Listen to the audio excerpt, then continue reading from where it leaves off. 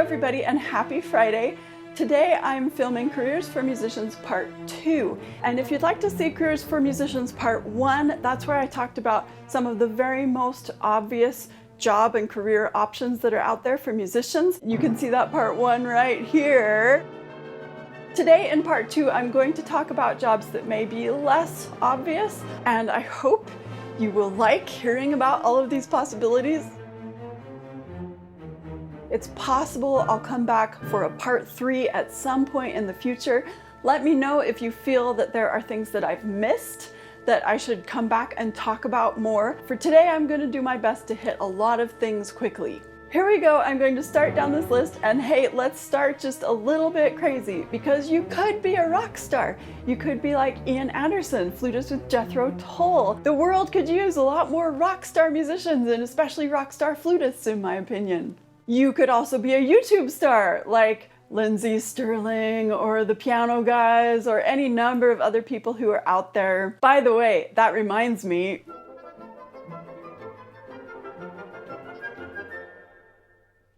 yeah, I know, I had to get some new props with my teeny tiny last Google paycheck. You could be a concert soloist. It is difficult, but it's perhaps more accessible than you think. And also remember that there's always a lot of crossover among these jobs.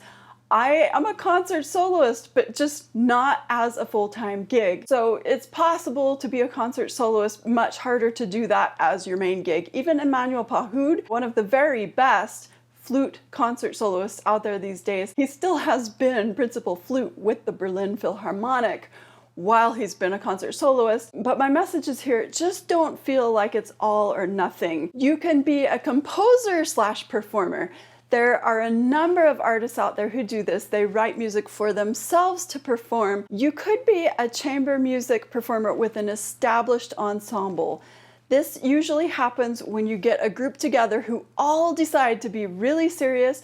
Perhaps you win a big competition together, like Concert Artists Guild or the Fish-Off Chamber Music Competition. Often these competitions help you launch a career, but it's not required. If you are serious enough about it as a group and you knock on enough figurative doors and literal doors, there are a lot of concert series out there, and you can book a schedule touring with a chamber group and performing. If you think of Imani Winds, you might have heard of them, the woodwind quintet that's quite busy, or Eighth Blackbird, a contemporary music ensemble that was established by a friend of mine, flutist Molly Barth, and they had a lot of success booking concerts for themselves. You could be a member of a military band or military ensemble. There's a group called the Old Guard Fife and Drum Corps. This is one I thought about auditioning for when I was about 20, but the Old Guard Fife and Drum Corps has 69 members, and they are fife players, bugle, and drum. So if you think about a typical orchestra having perhaps 3 full-time flute spots, Old Fife and Drum Corps gives the same amount of spots to flute players as many orchestras combined would do. Also, military bands in general have a lot more openings for flutists. There are a lot of different military bands, not just 1 or 2 here or there. For instance, Utah has its own National Guard band. I have a former student whose husband is in that group. They have great benefits, great pensions. They treat their employees well. It's a great way to be performing, even though it's not in the traditional orchestra setting that we think of more often. However, I do have some good musician friends who play in military orchestras, so they are out there as well. You could be a church musician. This depends on a few things. It depends on your location, what churches are around, because some churches pay musicians quite well and some don't pay musicians at all. But especially if you're an organist or a singer, you might get a good paycheck from a church. And instrumental musicians like flutists can be hired on a gig-by-gig basis as well. You could play for musicals. This might not be as obvious to some people, but think about living in New York City. I have friends who make entire careers out of a single musical. If you are playing in, say, The Lion King, they have performances constantly, and they want the same musicians so that they have quality assurance. You can make a really good living playing musicals, and in a town like New York City, there's a lot of need for them. There are other ways you can think outside the box to perform. If you think about theme parks or cruise ships, These are places that hire musicians regularly. And again, I do have friends who've gone on a lot of cruises being a performing musician on that cruise. Many musicians in big cities make a full living out of doing wedding gigs. If you get together with a partner, say flute and harp, flute and guitar. I have harpist friends who do this all by themselves.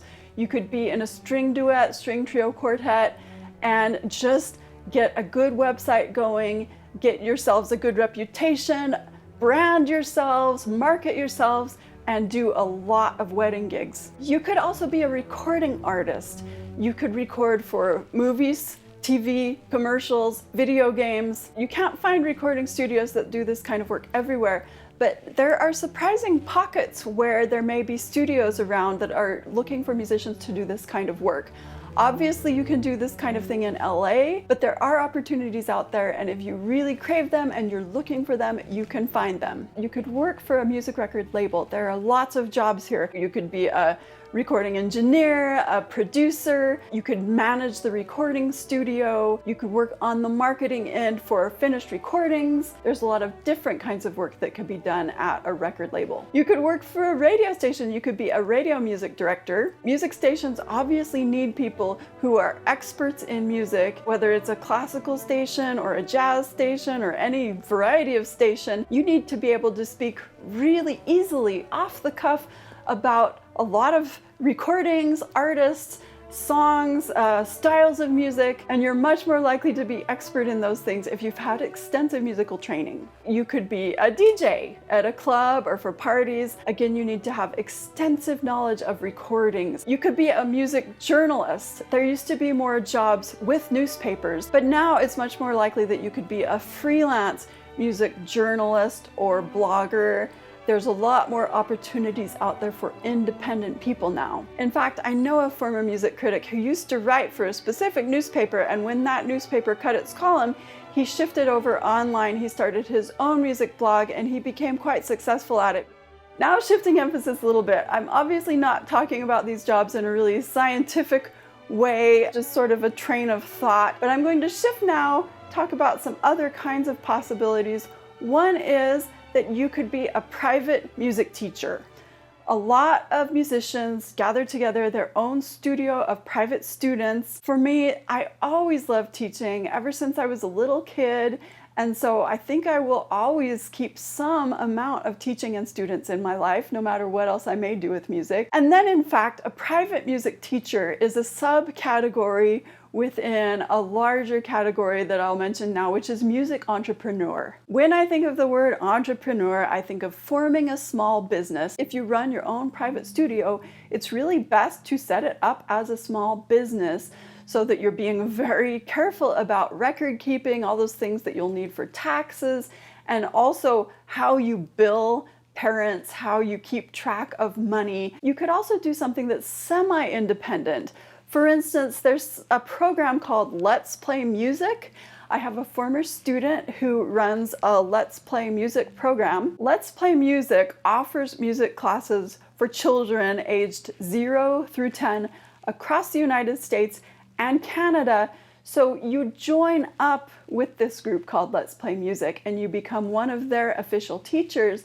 That way, there's a very much more defined set of expectations regarding what you're going to teach, the age group. For instance, you do different things with kids who are ages 4 or 5 than kids who are ages 0 and 1. If you don't want to set up your own business, you can also look for community schools where you live.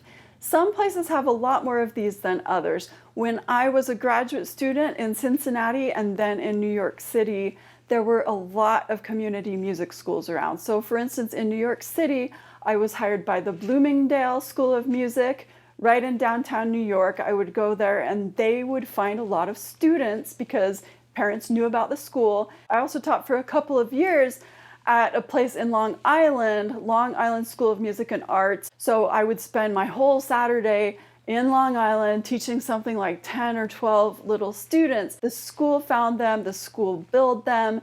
The only downside, of course, is then the school takes a cut because you're using all of their resources. Going back to the thought of being a music entrepreneur, There are other things you can do besides run a private studio. You could form a summer festival, you could form a music competition, you could form a community flute choir or orchestra or band or other music group. For all of these things, you'd probably want to start a nonprofit, so it does take a little bit of business savvy, but you can pick it up along the way. You can take arts administration classes, and again, if you'd rather not, if you don't want to figure out how to run a nonprofit, you could work for a pre-established nonprofit, a larger music festival, larger summer program that somebody else has already set up. For instance, there are a lot of music organizations out there who need people to run them. You could work for a nonprofit like the National Flute Association or the Music Teachers National Association or other similar professional organizations that are out there for basically every instrument,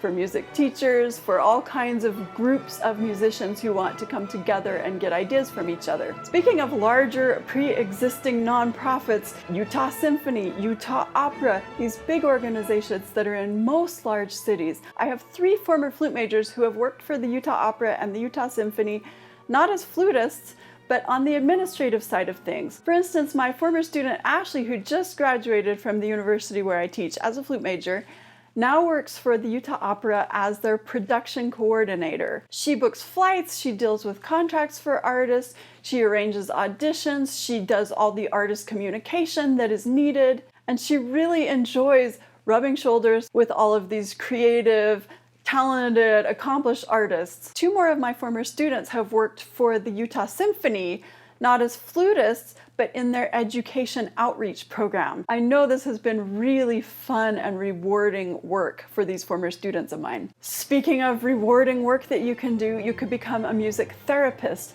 There are more and more places that recognize the value of having music therapists around. Music therapists can do really valuable work at places like hospitals, prisons, nursing homes, daycares, various caregiving centers, senior centers. There are music schools that have programs geared towards music therapy. They're mostly graduate programs.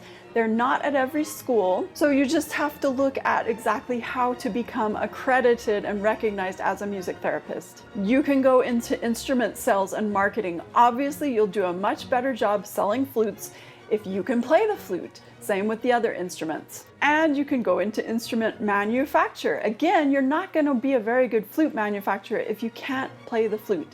And think about how many instruments are sold. There is a lot of need for instrument manufacture. Instrument technician. This would be doing instrument maintenance and repair, which also is a big field. I send my flute in to be maintained at least once a year. You could be specifically a flute repair person, you could be a woodwind repair person, you could be something like a piano tuner. There's a lot of need for people with really great musical ears to tune and maintain pianos. Related, instrument resale specialist. For flutists, we have a really great place that resells flutes, which is the Flute Center of New York City. There are centers like that that again need very talented, educated, accomplished flute players who can match instruments with potential customers. And also on the resales end, there's a lot of work that needs to be done looking over instruments, repairing them pre-sale, knowing where they come from, and being able to guide people to good brands, the right brands for them. You could work at a music store, whether it's a huge national music store like what we have is Flute World, or you could work for a more local music store in your town, which is a completely different experience. We have a big need for music librarians.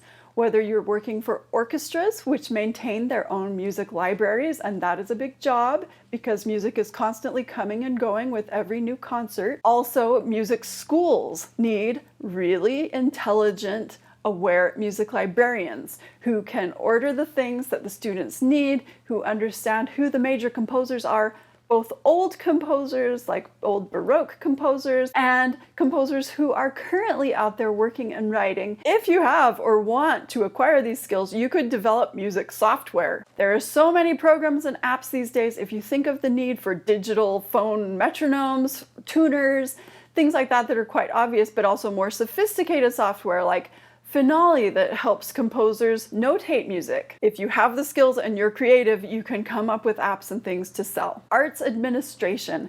I periodically receive emails that list arts administration jobs, and there are so many of them out there. And again, people who go into arts administration should have an excellent background in music. Preferably, they should have performed a lot of music, they should have maybe taught a lot of music, they should have been involved with music festivals and things like that themselves before they attempt to run them.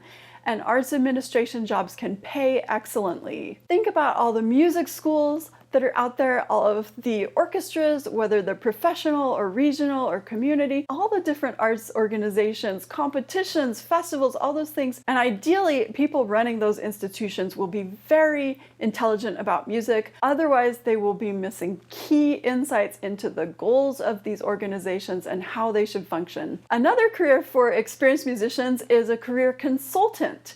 You can be an independent consultant and have musicians come to you and learn from you how to develop their careers, how to gain more presence in the music field. And related to that, you could be a publicist for musicians. You need to develop a network and know how and where to publicize your clients. And the best way to do this is to have a thorough understanding of how the music world works. You could work for the musicians union. That's a very important job that protects musicians, their salary, their recording rights, the pensions of performers who have joined the union, and that kind of thing. You could be a music clearance specialist for a number of organizations who use music. They need to be sure that they're using it legally, that's going through the proper legal channels, not to infringe on copyrights. You could be a music publisher. More and more musicians are becoming self-published, but rather like record labels, there's something important still about being published by a publishing house. There's a huge field right now of media music. You could be composing or producing music for films, for TV, for commercials, for video games. This could be done on the composing side of things, on the producing side of things. And my university, like many others, does have a media music degree that I wish more people would do because it seems very practical to me. You could be an audio system specialist. You can understand about audio equipment, what's needed in live performances and in recording situations. This could include the design of audio equipment, the installation of audio equipment, selling audio equipment, whether that's independently or through a store. I feel like I've hit a lot of things. I hope this has opened some eyes to just how many options are out there, just how easy it is really, that if you want to be making money in the field of music, there are a lot more options than just going out there and being a star performer. But I want to mention one more thing, which is, it's so important. If you have a different career, if you're doing something that has nothing to do with music, but you love music, good for you. We need you. Please, I wish that everyone out there in the world, whether they were an attorney or an accountant or a statistician or whatever, that they would go home and play music. It's good for the soul. And one of the things that I loved the most about when I lived briefly in Paris, I taught at a few local conservatories. And what I loved about these local conservatories is they were not completely geared only towards students who were hoping to develop into professional musicians.